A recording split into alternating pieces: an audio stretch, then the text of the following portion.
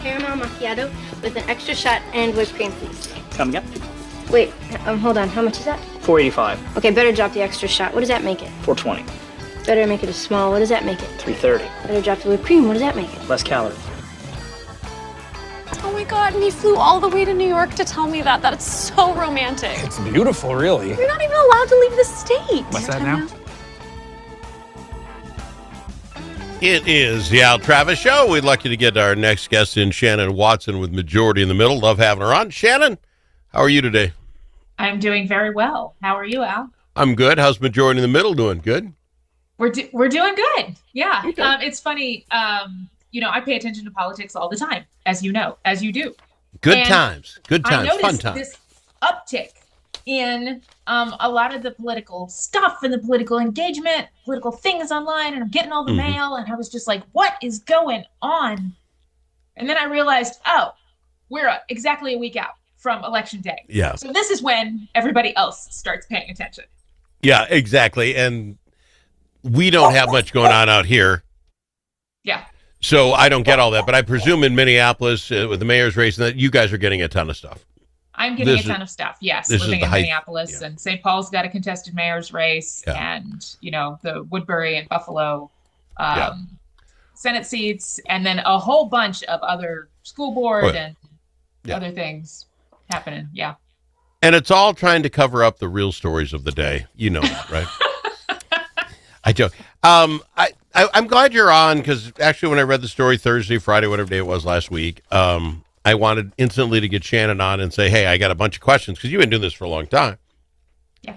I think I follow along as well as any non-political human does. Now I get the commentary, so I have to, and I'm not whining. right. But I read the paper, I read all the other papers, I read all the online stuff. I try very hard to keep up. And not that I didn't know Jim Noble's name, but if you asked me who the OLA was last time, I would have had to scrape. I'm just not a names guy. Yeah. But he comes out with a letter to the editor, commentary in the Star Trib, talking about the way the OLA had worked in his time.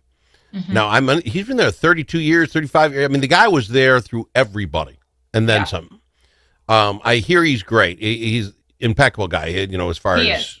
Okay, He you know is. him. You know him. In my experience, nobody ever had a bad thing to say about him. Okay. Absolutely unimpeachable ethics. Nobody knew where he stood politically, which is exactly what you need in that job. So yeah, my experience with him has been great. I'm a big fan. Which is great, and I appreciate that, because I then think, why does he come out of nowhere and write this commentary for the Star Trib?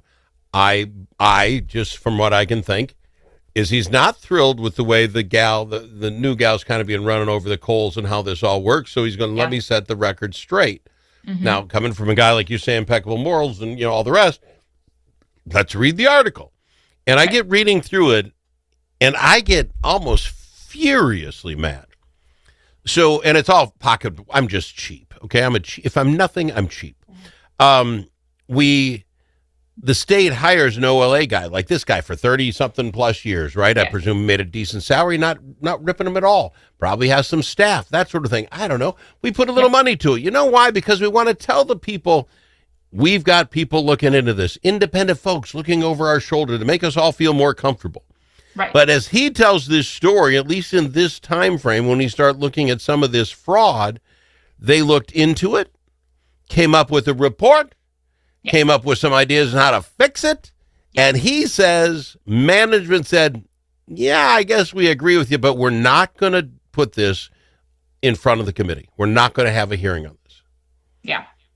So the quick question for cheap Al Travis, then get rid of them. If you're seriously only going to take complimentary stuff, you guys did a great job on this, wonderful job here, you should have a cookie.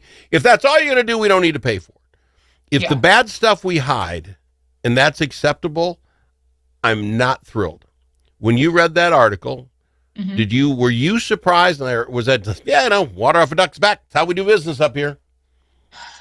Oh, I'm going to put you in a box, did I? Is that how it works? I was happy to see him providing some historical context, because it does, once these things start coming up and people start paying attention, it's this is brand new, this is the thing. Yeah. And I think part of, I haven't talked to him about it, but I think part of the reason that he wrote the commentary piece was to give some historical perspective that this has been a thing that's been going on for a little while. The Office of the Legislative Auditor has 36 staff members, at least according to the web right now. That doesn't make me feel better. Now we're wasting 36 people's time. That's the thing. We're having a lot of conversation about audits and auditors and like the difference between the state auditor and the Office of the Legislative Auditor. The state auditor looks at local government. Like they are making sure that those audits are done correctly. That accounting is done correctly. That is the scope of that.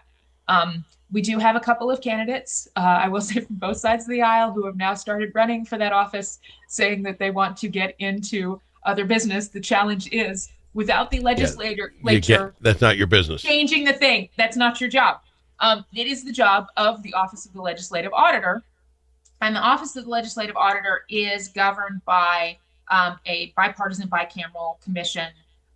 They are the ones who set the priorities and tell the Office of the Legislative Auditor, here's the programs that we want you to look at today. And part of that is a resources challenge. Like every time that they do the guy I worked for was vice chair of the commission for a little bit. And every time they do a thing where, hey, send us your ideas from the other legislators, send us your ideas of things that may need to be audited. They get hundreds. So narrowing it down is important. And one of the things, I didn't know this, Jim Nash had a bill this past year that gave the Office of the Legislative Auditor the ability to follow up on reports that they had already, they'd done the evaluation and they do a report. Right now, without, again, the legislature acting, they don't have the ability to go back and sort of re-audit and see if anything changed, that department or program, and say, like, here are the recommendations. Have any of these been implemented? And his bill would have allowed them to do that, and then produced what they called a fraud note that gave everybody the information, sort of like a fiscal note. Here's the information about, how many of these things that they have adopted or have declined to do, and provided like, well, here's why this, that's a suggestion, but here's why that doesn't make any sense. So I don't know.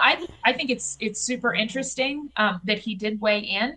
And to answer your first question, I'm not super surprised, but again, I want more context.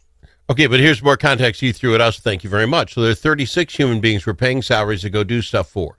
They then do it. You say there could be hundreds more, right? There's so many things that they could go after, but we don't have enough manpower. Sounds to me like we need to hire more people, but if you hire more people and you're not going to listen to them, we're just wasting more money.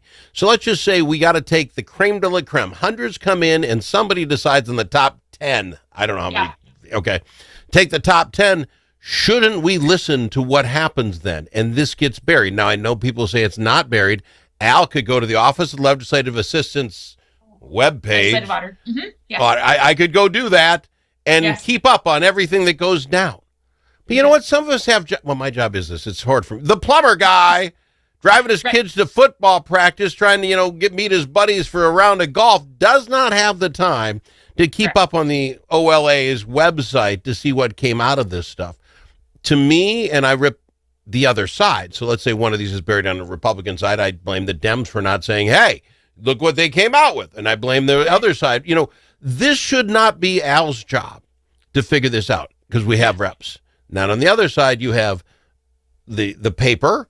You have this St. Paul paper. You have five. The Fourth Estate of our democracy is the journalists, yes. And you got all those reporters and all the investigative guys that seem to be looking like investigators this week, but they weren't a month and a half ago. But here's the thing. That letter comes out, Jim Noble's letter, and there are some glaring omissions in that he mentions Hortman's name, but that's it. The others are committee chairmans, and somebody said up on high, don't play these things. Yeah. I don't know. I'm not a great reporter. I don't do reporting. First thing I thought is, wonder who those are.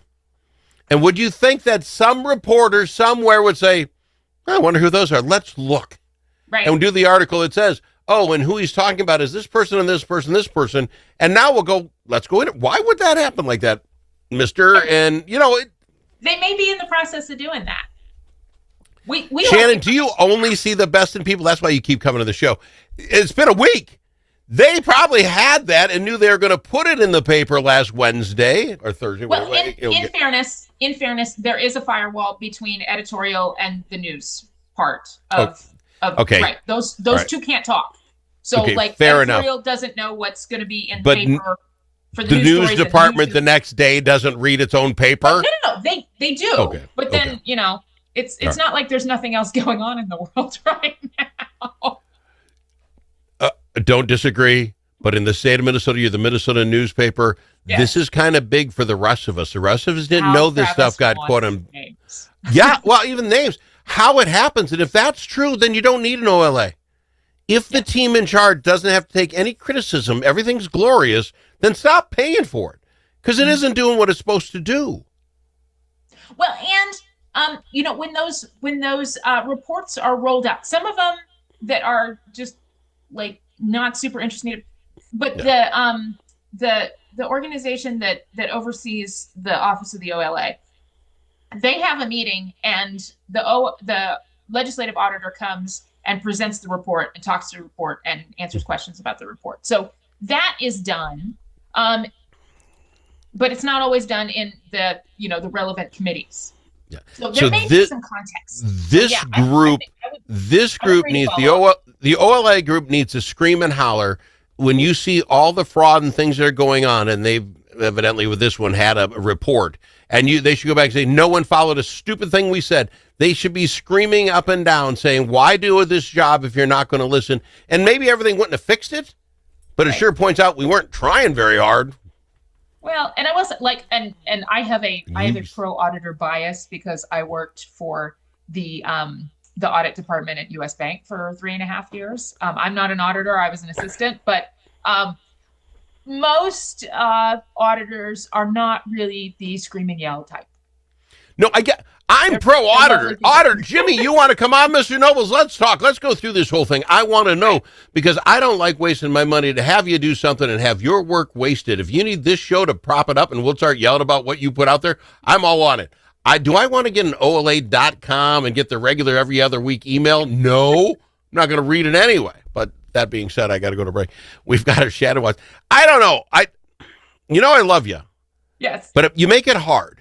I'm all frustrated here, and you're smiling, and it could be you just don't seem to get mad. We'll be back someday, man. When the stakes are high at the Minnesota Capitol, you need more than a lobbyist. You need a partner. At Momentum Advocacy, we bring nearly 90 years of combined experience in government relations, public affairs, and strategic communications. From nonprofits to national corporations, we help organizations navigate Minnesota's political landscape with integrity, insight, and results. Whether you need legislative champions or headlines, Momentum Advocacy delivers. For more, visit momentum-advocacy.com. Momentum Advocacy, your friends at the Capitol. Think about it. Now that school's back in session, how are Minnesota students doing? Not very well. Minnesota ACT scores fell again last year and are the lowest they've been in 10 years. In fact, fewer than half of Minnesota students can either read or do math at grade level. Think about it. We used to brag about our schools. Now we're losing to states like Mississippi. Visit AmericanExperiment.org for more information. Think About It is brought to you by Center of the American Experiment, Minnesota's think tank.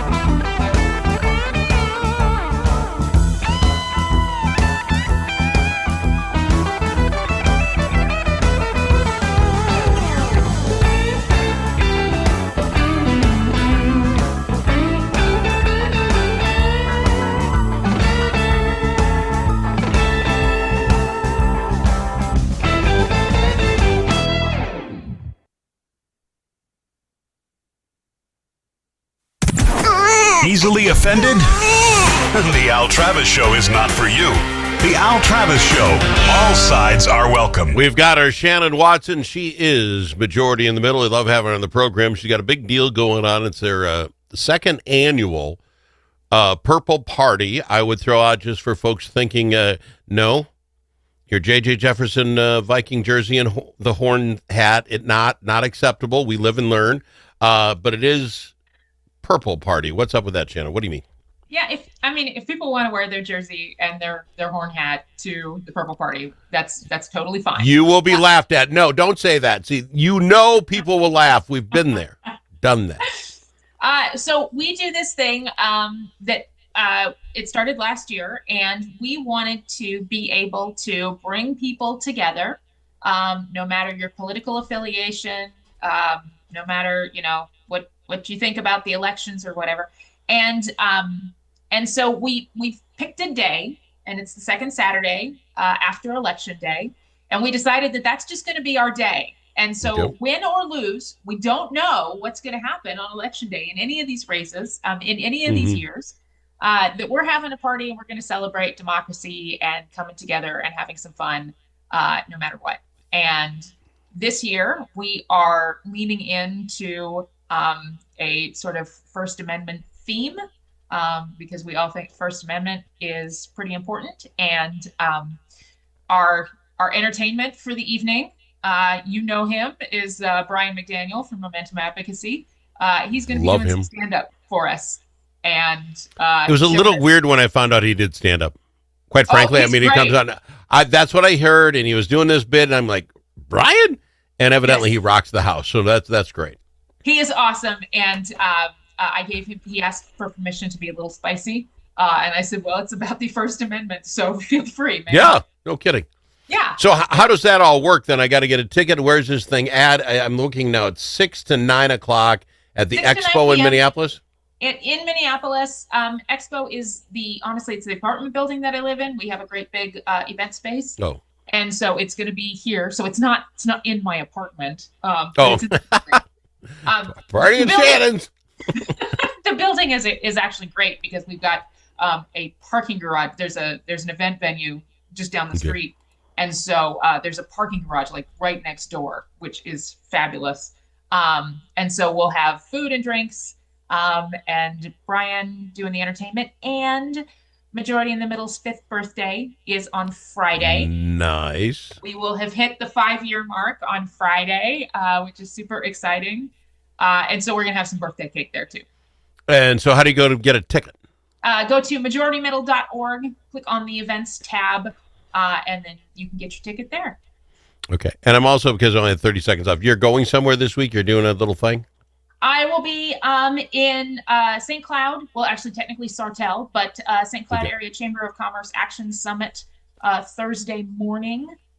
We're talking about staying grounded and navigating diversity, equity, inclusion in these political times we're in.